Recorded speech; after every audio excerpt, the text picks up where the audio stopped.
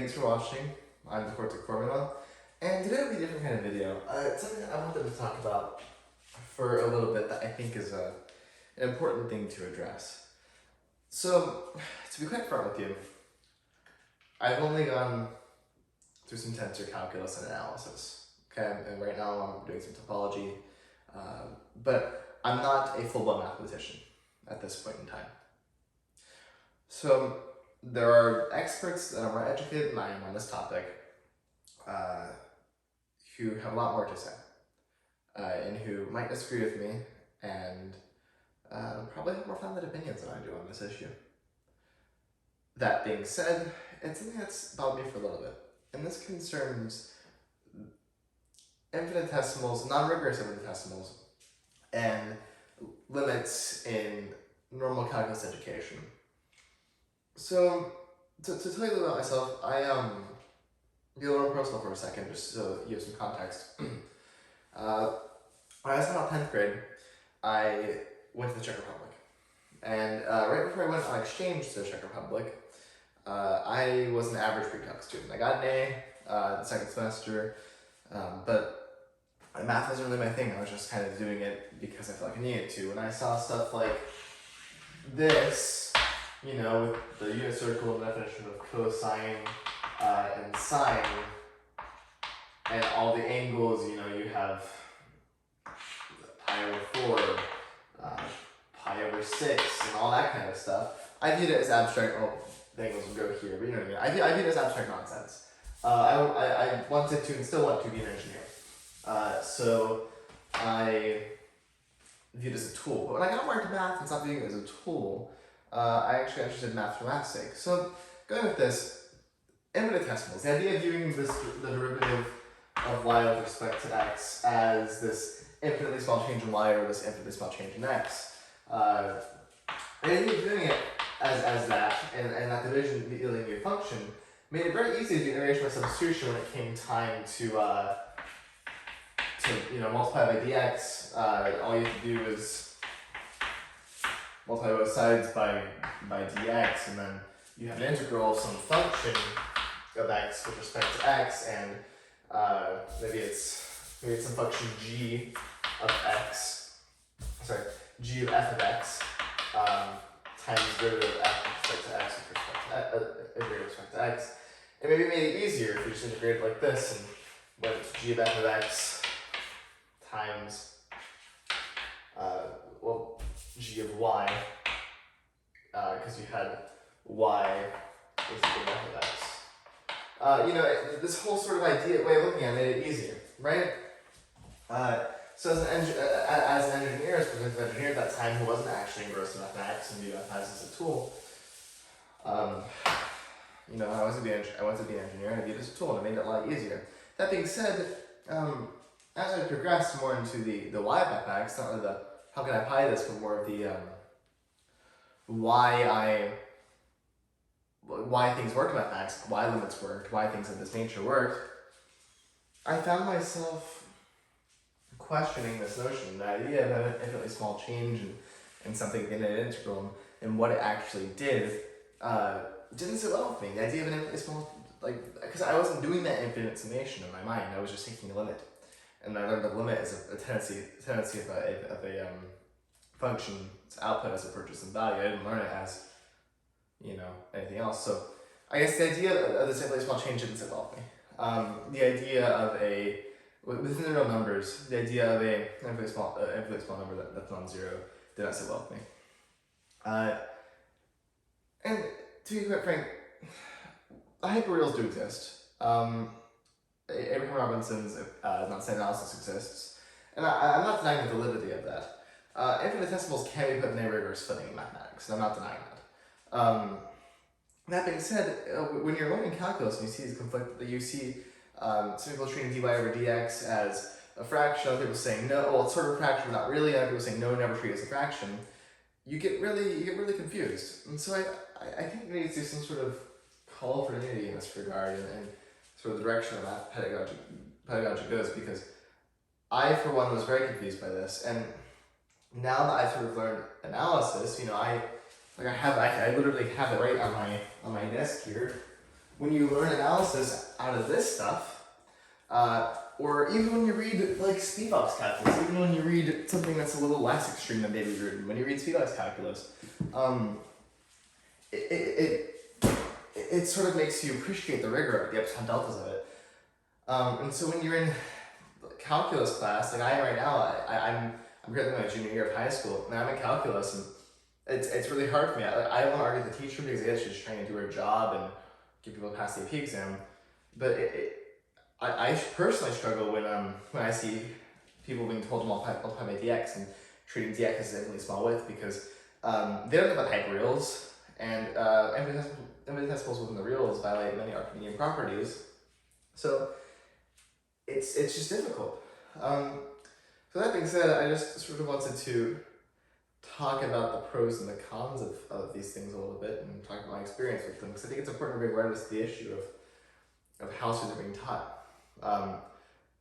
So when you learn a derivative, when you learn what a derivative is in terms of infinitesimals, and you have to go into analysis and relearn everything in terms of epsilon deltas, I don't think that's fair.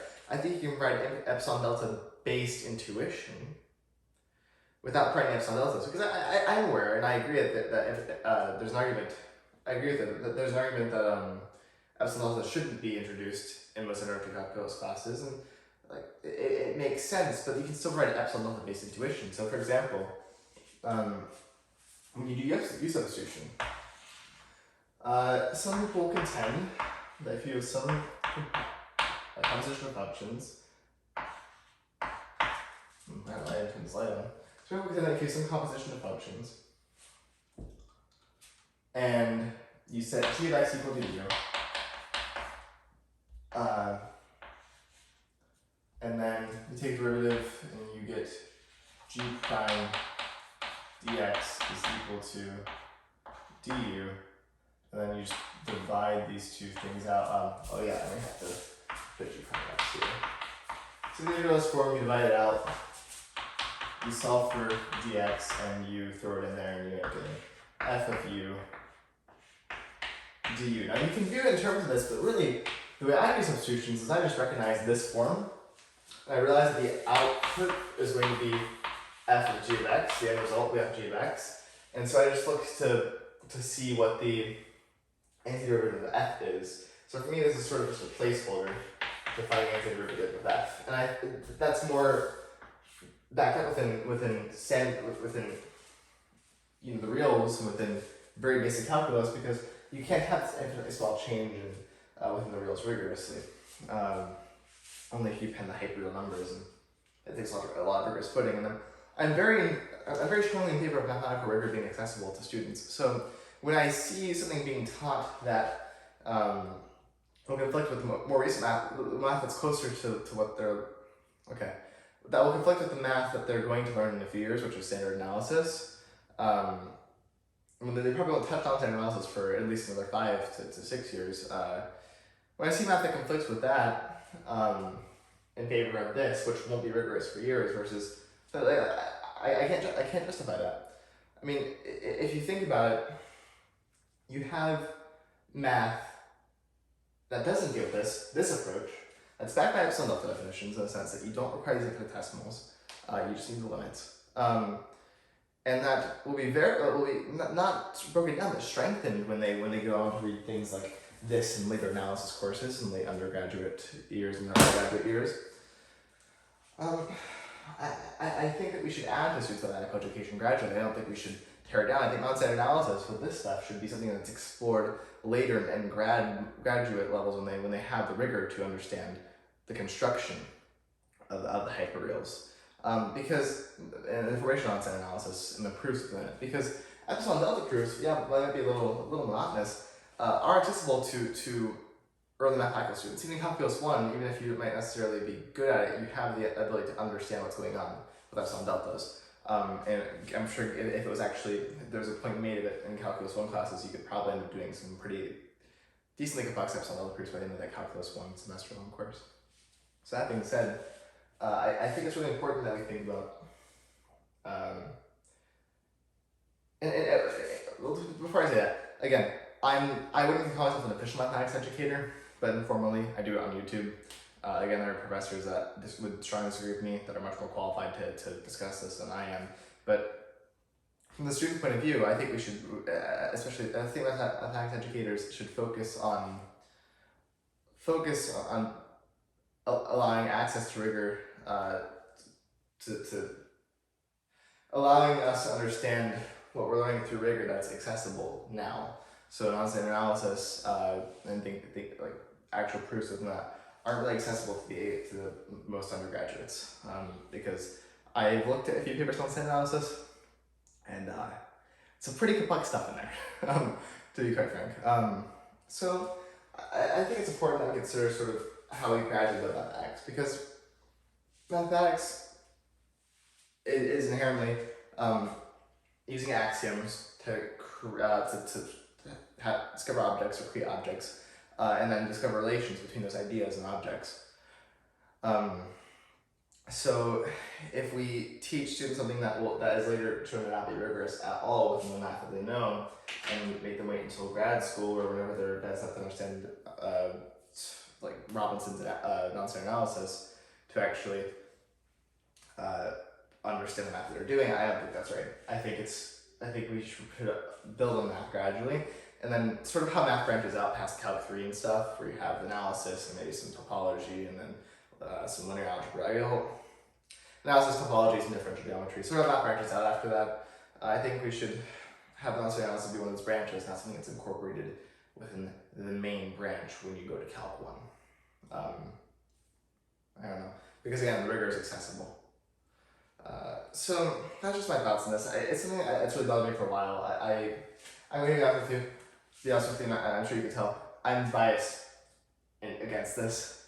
I don't think this approach is something that's very beneficial for students long term. I've seen it in myself, and I've seen it in peers, and I had to basically relearn calculus from scratch after having to study it for 4 months, because this way of doing things is wrong. I had to rewire my brain to think in terms of this way, which is, it has some advantages, because then you're in calculus class and you do the integrals really, really fast, because you're not doing this whole monotonous work. You just kind of recognize it's a substitution and recognize a substitution.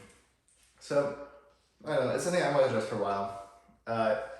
If you want to learn more about the epsilon-delta way of doing things and the more rigorous way of doing things, Spivak's calculus is exceptional. It's a very good text for these sorts of things.